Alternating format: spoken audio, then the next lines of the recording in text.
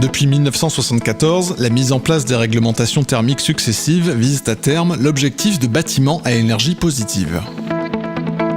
La RT 2012 impose à tous les bâtiments d'habitation le traitement des ponts thermiques en périphérie des planchers intermédiaires. Pour cela, les systèmes de rupteurs thermiques sous avis technique ont fait leurs preuves en matière de performance énergétique des bâtiments, comme la thermoprédale qui permet un traitement efficace des déperditions thermiques en périphérie des planchers, y compris au niveau des balcons, et ce quel que soit le niveau de plancher concerné ou encore la zone sismique du projet.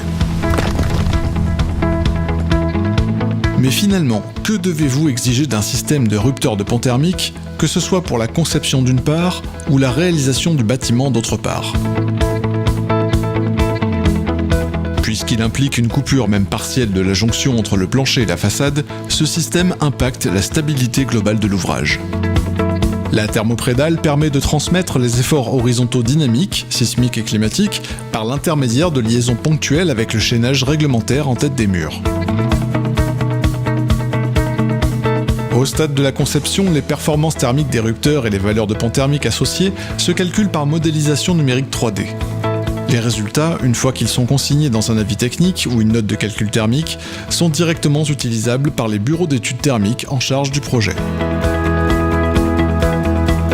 L'utilisation d'un isolant en périphérie d'un plancher en modifie les caractéristiques. C'est donc dans cette configuration d'utilisation que ses performances en matière de sécurité incendie doivent être testées par un essai de résistance au feu et une appréciation de laboratoire agréé.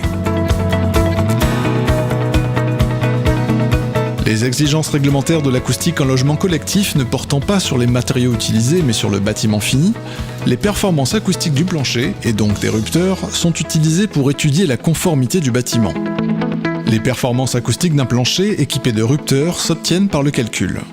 Les performances du plancher thermoprédale, équivalentes à celles d'une dalle pleine en béton sans rupteur, ont d'ailleurs été intégrées au référentiel Qualitel du Cercal.